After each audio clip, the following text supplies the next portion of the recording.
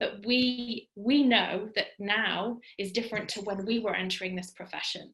And I know we're all different ages, but what I'm keen to move on to now is to talk about the younger professionals and how we believe they will have a different experience and what opportunities do they have. Because one of the key things that we know is that younger people today, and there are people on the chat who are fall into this bracket, I know they do, are far less tolerant of any kind of bias or inappropriate comments. And I see people in the workplace now way braver than I was that would say, hey, and they would call it out.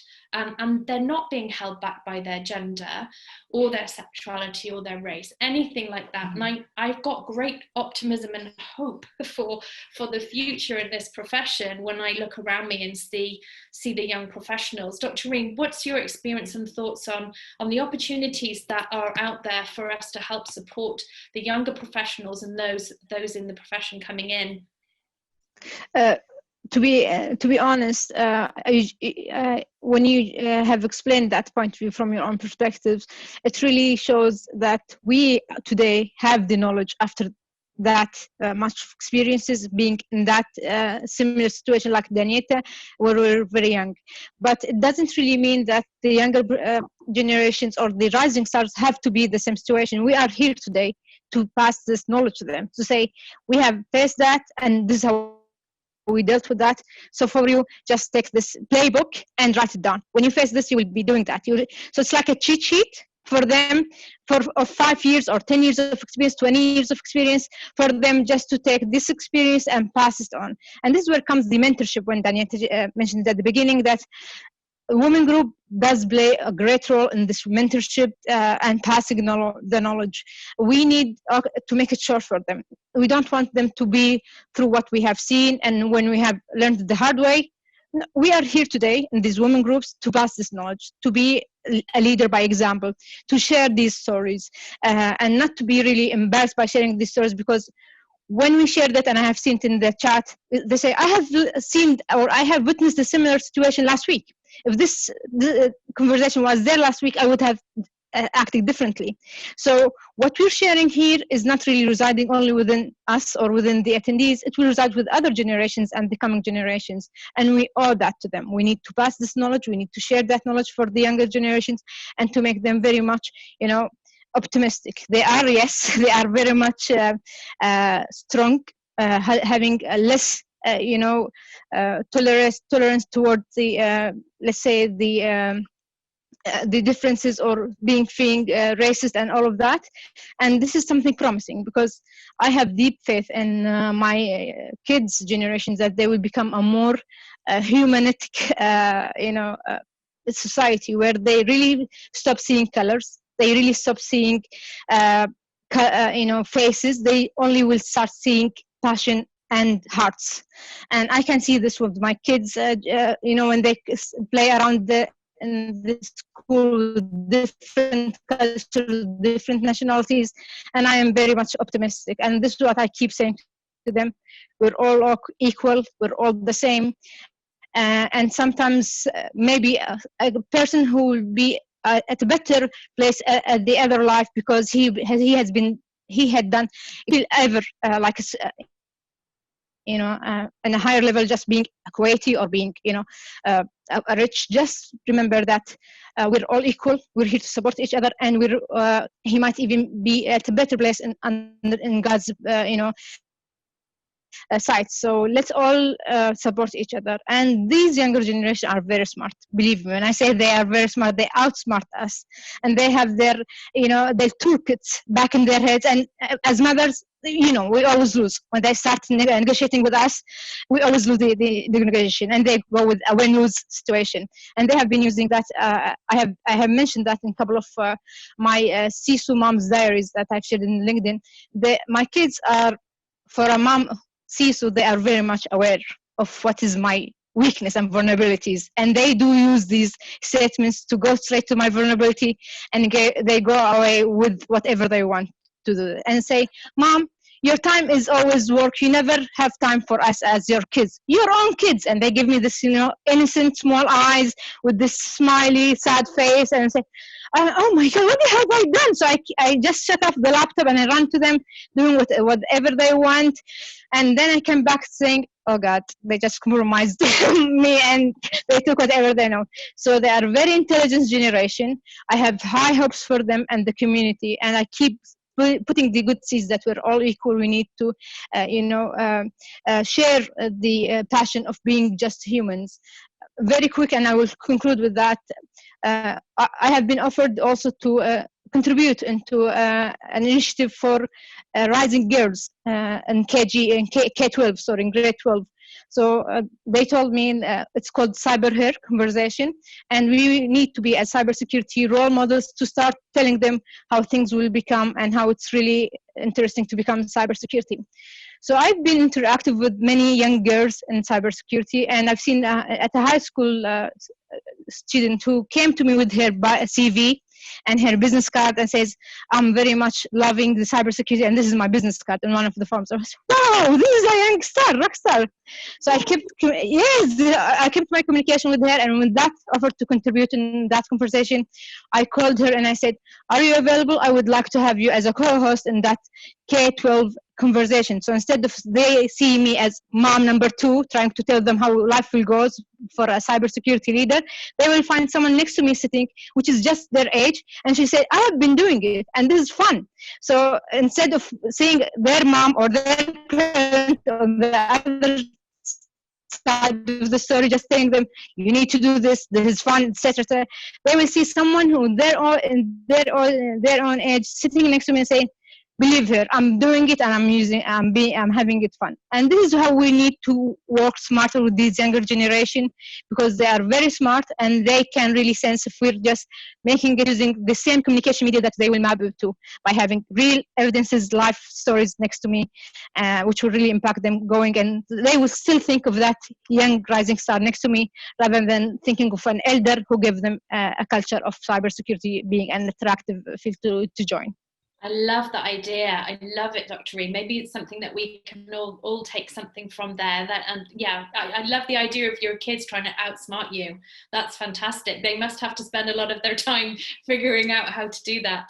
Thank you so much. Sutapa, from your perspective, the same question really. How are you feeling about the opportunities that we've got, the responsibility, clearly as Dr. Reem feels it's her responsibility to do that for the future, and opportunities that we can support and provide? See, there's no doubt about it that the current generation is far more vocal. They know their mind. They are far smarter than our generation, right? So, when they're looking for jobs, when they're searching for jobs, the first thing they look around, of course, apart from the pay and the perks and all, they look for the equal employer. They look for employers who offer equal opportunities. So they're very smart in whatever they are doing, right? So, and it's the right thing to do also. So, but I visualize a future. I feel this would be an ideal future if the experience of our generation, right, could be combined with the energy of the new generation. So that would be a great learning. Whatever space that space needs to be created. Like Dr. Reem has been saying, of course, they will have more cheat sheets, they'll have more templates, they'll have more role models. So they'll have to be very, very careful in the way they choose. They'll have a huge array of ways in front of them, which we didn't have, right? We didn't have. So, and one other thing, gradually, technology, AI, VR, the robotics, the artificial intelligence, all these things are going to take over the world, and especially the security industry. So what my little advice or appeal to the younger generation is, see, okay, it's fine, technology, you shouldn't become a slave of technology, right?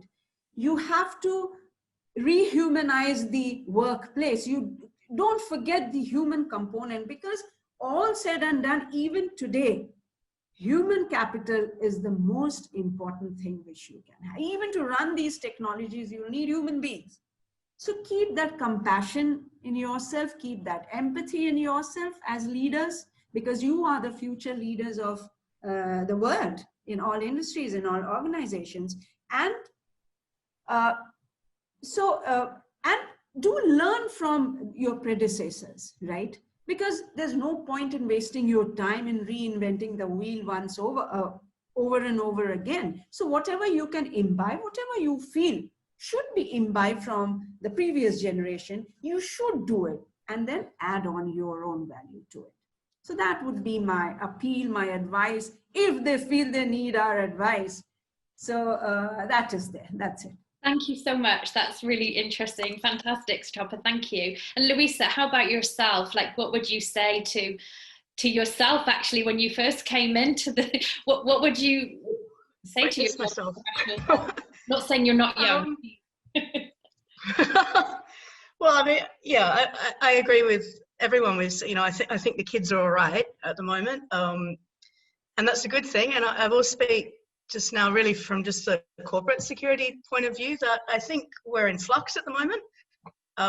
That old guard, I mean, I have seen them mentioned in a paper as seeking the cozy retreat from their military or police service beforehand. They're moving out now.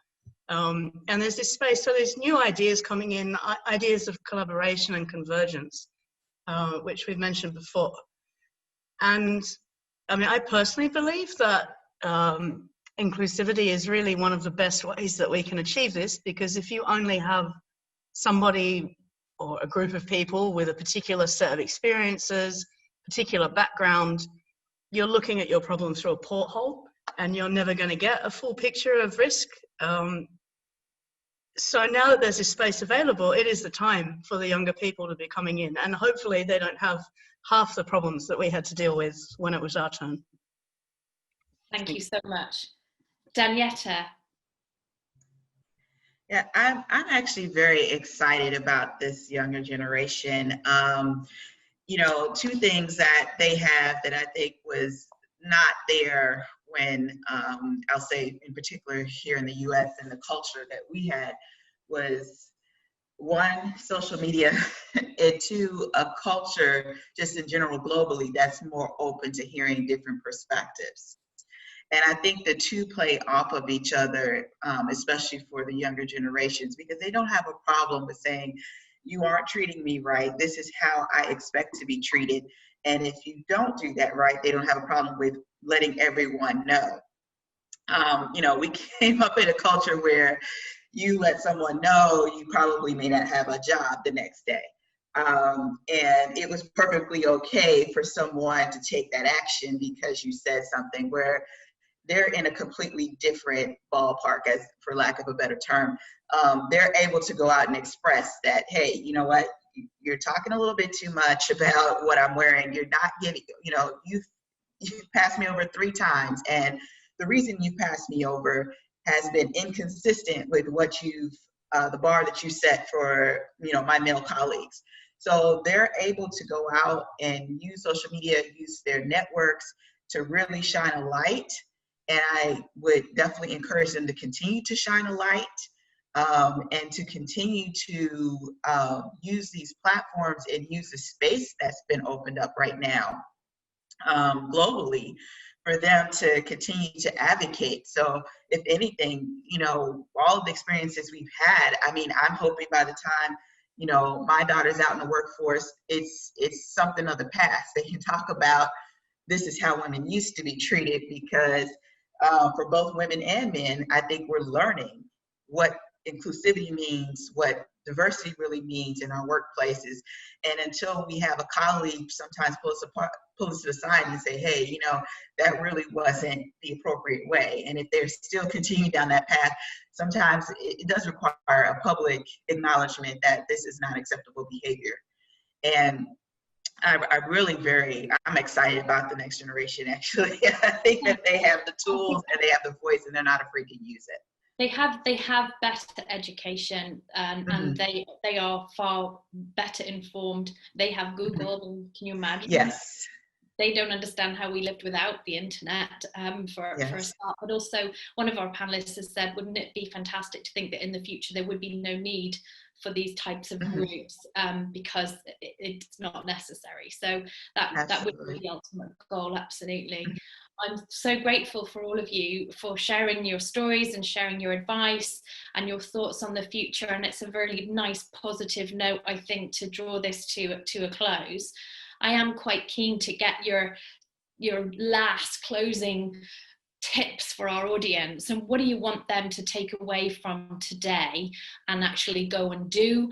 I know from myself, having heard all of you, I feel actually more grateful of the fact that in the organisation that employs me, I feel I do have the ability to challenge and speak up and to let people know that that's not acceptable. And I think genuinely, especially in quite male-dominated workplaces, it's a two-way education, and if you need to let people know so that they don't do it again, because sometimes they just don't know that they're doing it, and it's a cultural change that we're seeking, which is very difficult.